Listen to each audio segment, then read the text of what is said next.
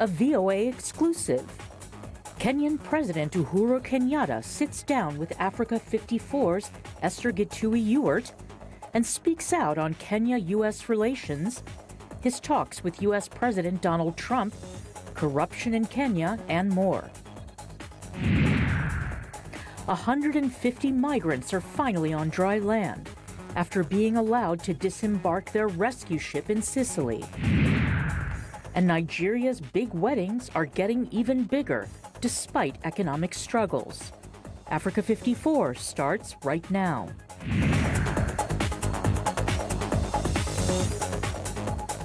Well, good evening and welcome. I'm Vincent Makori. This is Africa 54. Kenyan President Uhuru Kenyatta is in Washington, D.C., where he's expected to meet with President Donald Trump in coming hours. The talks are expected to focus on trade and investment and security in East Africa. President Kenyatta is the third African leader to meet with Trump at the White House. Kenyatta sat down with Africa 54's Esther Githui Ewart ahead of that meeting. Esther is here now to tell us more. Hello, Esther.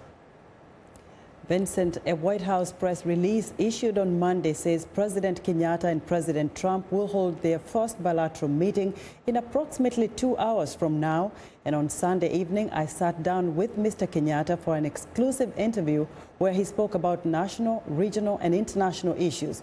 Today, we have part one of our discussion that includes a sneak preview of what we expect to hear during the talks with President Donald Trump. Mr. President, let's talk about your meeting with President Donald Trump. What are the talks going to be centered on? Well, the talks will largely be centered on our security cooperation, but more importantly on how to boost our trade and investment, given the fact that the United States is one of our biggest trading partners. We have had a long, solid foundation of partnership that stretches back all the way back to our independence. And I think our objective is to see how we can strengthen that, how we can deepen that for the mutual benefit of our two countries. We want to see how we can improve our trade links. We want to see how we can encourage more American investment into Kenya to take advantage of the reforms that we have made, especially over the last 4 years, but also the infrastructural development that has been put in place. And we want Americans to come and take advantage of these activities, encourage more companies to come in, to take advantage not just of the reforms and infrastructure development, but also Kenya's location. And many American companies are very familiar with Kenya, having been amongst the pioneer foreign investors into the East African region. So what we're trying to do is to see how we can step up that partnership, that cooperation, especially with the establishment or re-establishment again of direct links between Kenya and the United States. Now, when you talk about inviting investors in Kenya as well as U.S. business people, and I'm wondering about your handshake with your former opponent, Raila Odinga. Are you confident that this handshake is going to hold and the continued peace that we're seeing now is going to hold? Indeed, I am, because I am committed, and I believe that my partner in this endeavor, Raila Odinga, is also equally committed, with a recognition that politics is just about opposing ideas. It's not about enmity. We all, after all, belong to one nation, one country, Kenya. We are all one people, and it is not in the interest of any one of us to allow political differences to cause a disintegration of our country. And therefore, the onus is on us to really say that how can we ensure we create a political environment that encourages strong political discourse, that encourages positive criticism, that encourages political competition, but not at the expense of the unity of the country. So we are committed to seeing how we can work together, especially to ensure that we unite our people so that we move away from this issue of 5-year cycles where every 5 years the whole country grinds to a halt as they wait to see what outcome it has. And this is where we want to take our country to, and I believe solidly that Raila Odinga is just as committed as I am. Political competition is just that. We are all Kenyans after all. We have no other country but Kenya. We have a responsibility to work together to ensure that we have a peaceful, secure nation on which to build a solid future foundation for our people. Be sure to join Africa 54 tomorrow when we bring you part 2 of our interview with Kenyan President Uhuru Kenyatta and his fight against the endemic corruption in Kenya. Stay tuned. Vincent? Well, thanks a lot, Esther. Now, for more on the Kenya-U.S. relations, Grant T. Harris, CEO of Harris Africa Partners, joins me live via Skype from Davis, California. Good morning, Grant, over there in California. Do you hear me? Hello, Grant. Do you hear me? Looks like we're having audio issues. Yeah, Grant, do you hear me? Okay. Looks like we have some audio problem. Hopefully, we can get that fixed soon enough. Now, turning to another story not too far from Kenya. In Uganda, a judge has granted bail on Monday to 12 opposition politicians, including Robert Kyagulanyi, the popular musician turned politician known as Bobi Wine. Bail for each person was set at $1,340 US to be paid if they fail to report again in court. Now, Wine and other politicians are being charged with treason in connection with their alleged role in the stoning of President Yoweri Museveni's motorcade earlier this month. All of the politicians are denying the charges against them. The detention of Wine triggered 2 days of anti-government protests in Kampala and in other towns across Uganda last week. Wine's lawyers told Reuters that Wine was tortured while in detention and left unable to stand. The Ugandan government says the assault accusation is false. And now to the European migrant crisis. Italy has now allowed all 150 migrants to disembark a rescue ship that has been docked in Sicily since Monday, August the 20th. Michelle Hennessy has the details. These migrants are enjoying dry land for the first time in over a week. All 150 of them finally allowed off a rescue ship that travelled from Libya and has been docked in Sicily since last Monday. Rome's anti-establishment government had refused to let the migrants enter Italy until other EU states agreed to share responsibility for them. It's landed Interior Minister Matteo Salvini in hot water, who says he's under investigation for abuse of office, kidnapping and illegal arrest over the migrants' ordeal, which he's calling a disgrace. A meeting in Brussels on Friday failed to break the deadlock, with an agreement on what to do with the migrants only taking effect in the early hours of Sunday morning. Ireland is the only member of the bloc committing to take at least 20 people. Albania will take in a further 20, and the rest will be housed by the Catholic Church. More than 650,000 migrants have reached Italian shores since 2014, fueling a surge of support in anti-immigration parties at this year's general election. And even as the number of migrants arriving in Italy begins to drop, it still dominates front pages, as the right-wing coalition use it as a diversion tactic, says Reuters' Steve Shearer in Rome. So this is giving the ruling coalition parties something to crow about, really, while they're working on other things like next year's budget, which is still uncertain. They're promising to spend a lot of money and unsettling markets. It's tied also to other European Union negotiations. For example, for the budget next year, Italy wants some more budget leeway from the European Union and has promised to sort of go to battle over it. Most of the migrants will now be taken to a processing centre in Sicily. At least 13 remain in the hospital. Well, going back to California, I want to talk about Kenya-U.S. relations with Grant T. Harris, who is the CEO of Harris Africa Partners and is joining us from Davis, California. Hello, Grant. Hello, thank you. Yes, now we just had an interview with President Kenyatta, and they talked about his visit to the United States, and he expects to talk to President Trump about enhancing the relationship that already exists between Kenya and the United States. Now, from what you know, how would you describe the current U.S. policy towards Kenya specifically at the moment? I think current U.S. policy toward Africa writ large is adrift. And policy toward Kenya is based on security and some trade issues, but it's just not very active. It's an incredibly important bilateral relationship, and there's a lot of headroom to strengthen it, but this administration just has not been very focused on the continent. Now, what could possibly happen in today's talks that hopefully could change how things have been happening between Kenya and the United States? I hope that it'll be a productive conversation and that it will really focus on some of the trade and investment issues that will help American companies invest in Kenya. And I hope that there'll also be agreement on some security issues in terms of how to try to bring about progress in South Sudan, how to take the fight even more to al-Shabaab in Somalia. I think, though, that what we're going to see coming out of this will probably defy expectations in one way, and that's a lot of people are looking at this bilateral meeting and asking, does this hearken greater engagement by the Trump administration? Will this be a radical sea change in U.S. engagement in Africa?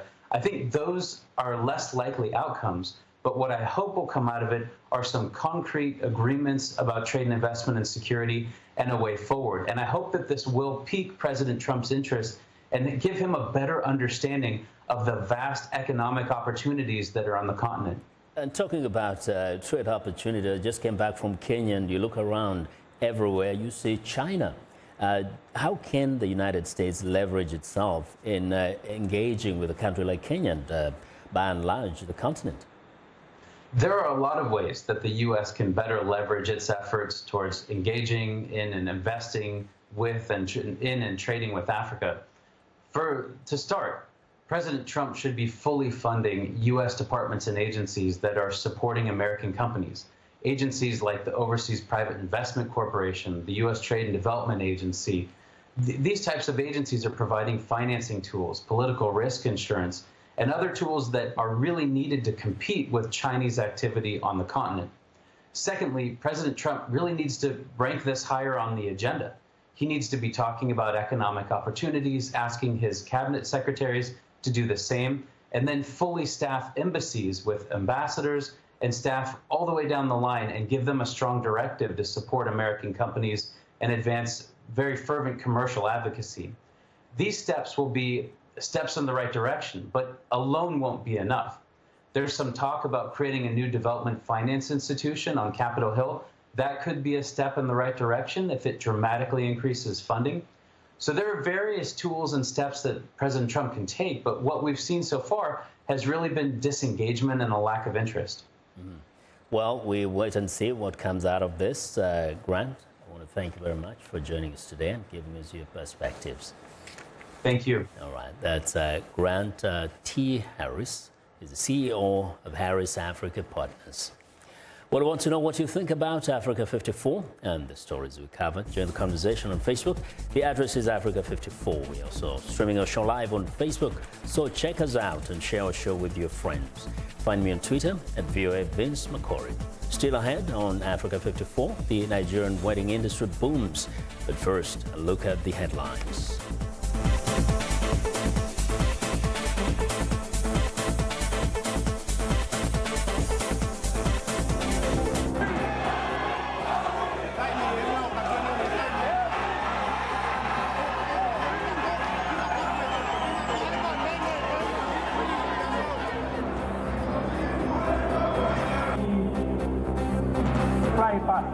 That Zimbabwe is open for business.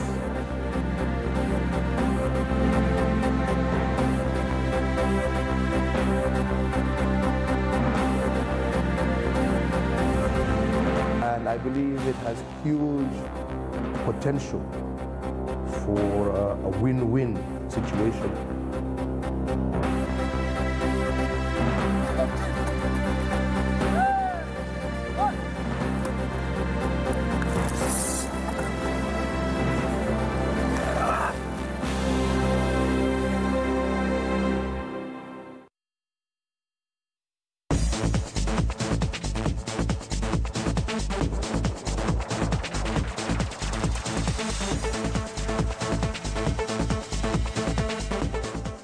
Well, Pope Francis has apologized for the abuse perpetrated by the powerful Catholic Church in Ireland. But critics say it is not enough. The victims of abuse and their supporters gathered in Ireland's capital Dublin on Sunday to protest what they call the church's attempt to silence and marginalize the abuse. The protests come as a senior Vatican official calls on the pontiff to resign for failing to act sooner against a former U.S. cardinal. VOA's Laritza Hoke reports.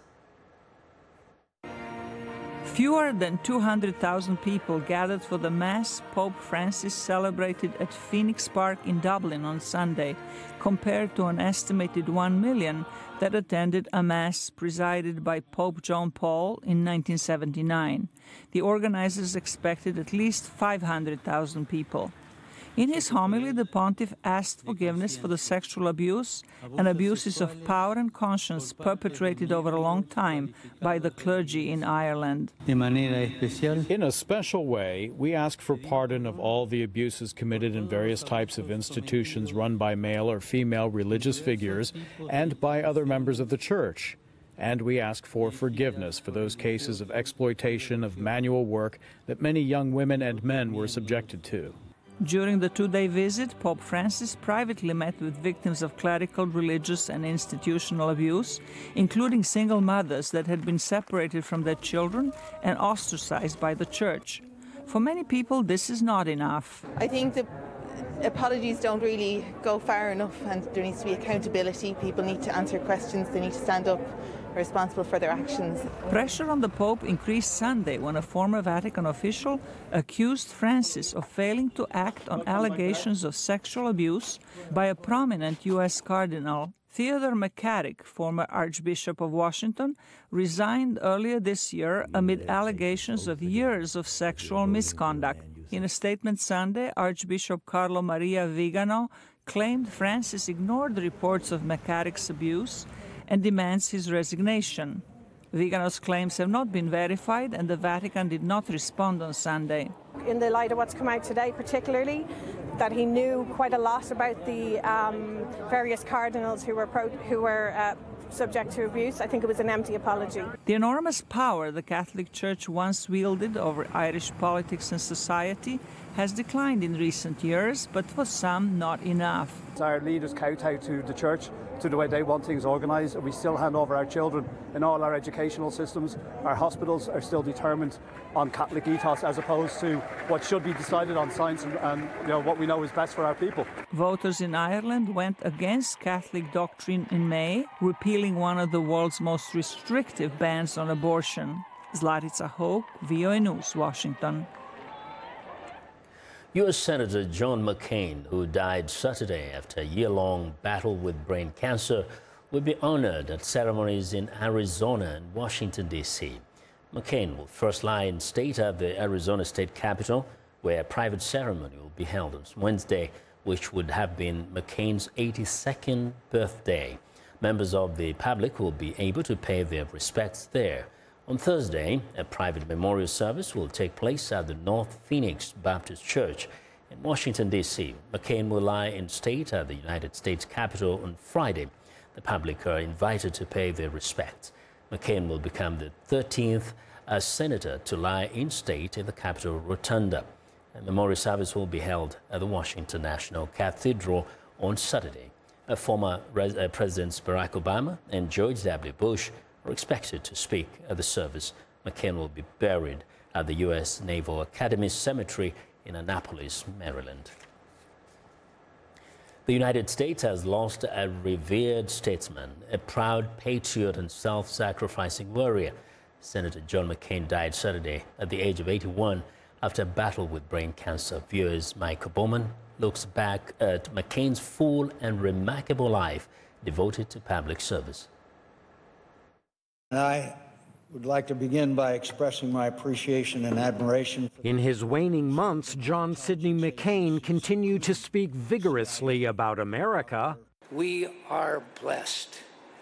We are living in the land of the free, the land where anything is possible. And bluntly about perils he saw in the Trump era. To refuse the obligations of international leadership and our duty to remain the last best hope of Earth for the sake of some half-baked, spurious nationalism cooked up by people who would rather find scapegoats than solve problems.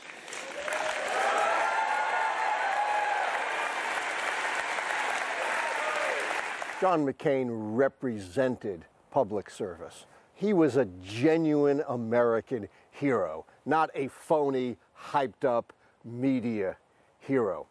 The son of a U.S. admiral, McCain became a Navy aviator and flew bombing missions during the Vietnam War. Shot down and captured by the North Vietnamese in 1967, he endured more than 5 years of torture and deprivation as a prisoner of war.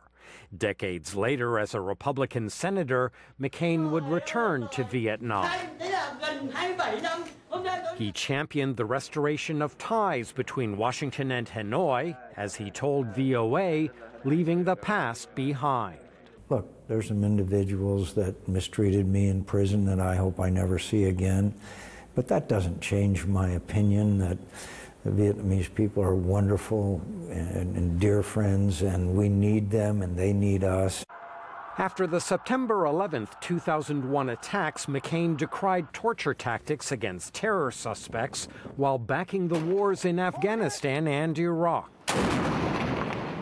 On Capitol Hill, he was known for a sharp tongue. Get out of here, you low-life scum. But he also displayed graciousness. McCain ran twice for president as an independent-minded Republican, securing his party's nomination in 2008. On the campaign trail, he defended his Democratic opponent, Barack Obama. He's an Arab. He is not... No? No, ma'am. No, ma'am. No, ma'am. He's a decent family man, citizen that I just happen to have disagreements with. McCain lost the presidential contest and returned to the Senate, where he continued to advocate robust U.S. engagement around the world and a strong U.S. military as chairman of the Senate Armed Services Committee. He did not respond when then-candidate Donald Trump questioned his war hero status. He's a war hero because he was captured. I like people that weren't captured, okay? I hate to tell you. McCain became a persistent critic of Trump's governing style and policies, as well as hyperpartisanship in Washington, culminating with a decisive vote scuttling a Republican health care plan President Trump had championed. McCain was revered by Democrats and Republicans alike. Courage and loyalty. I can think of no better description of the man we're honoring tonight, my friend John McCain.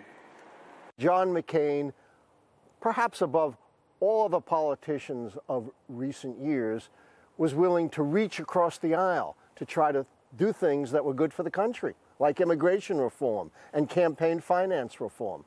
Many will mourn his passing, but McCain remained upbeat to the end. I'm the luckiest guy on earth.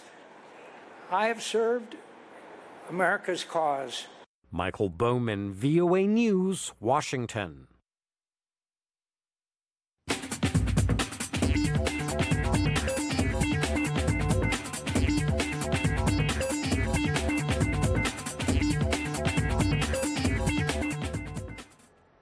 Welcome back to Africa 54. And here's what's trending. Japanese robotics developer ZMP took its automatic taxi on a maiden test drive around Tokyo with 3 volunteer passengers on Monday. ZMP is working with the Japanese taxi firm Hinomaru to get automatic taxis on the streets of Tokyo by the start of 2020 Olympics.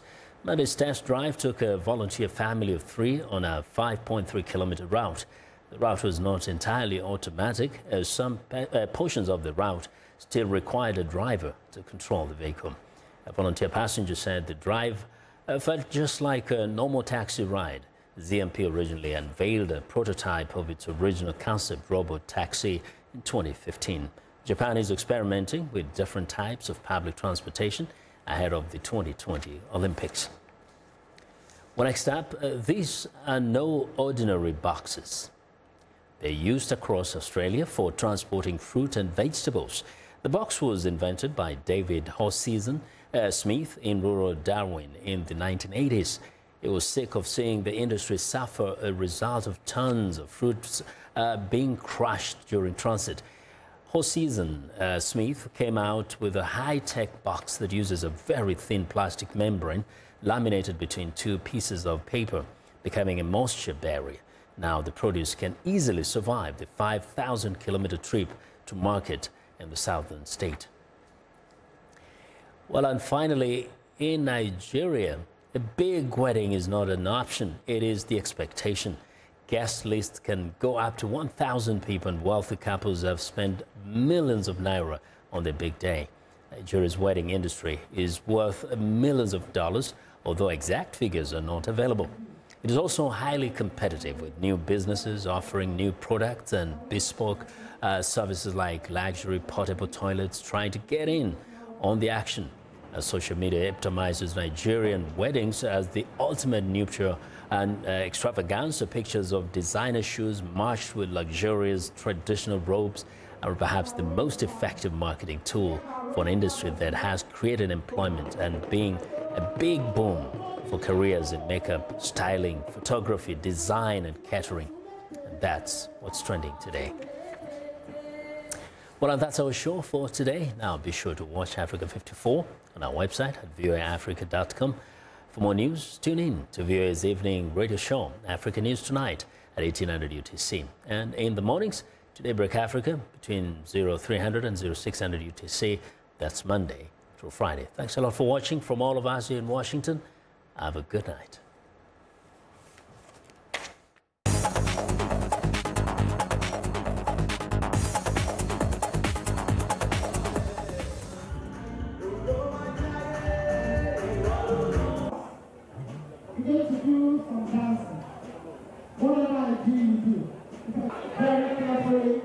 Very carefully.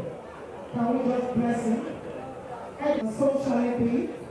In Jesus' name we pray.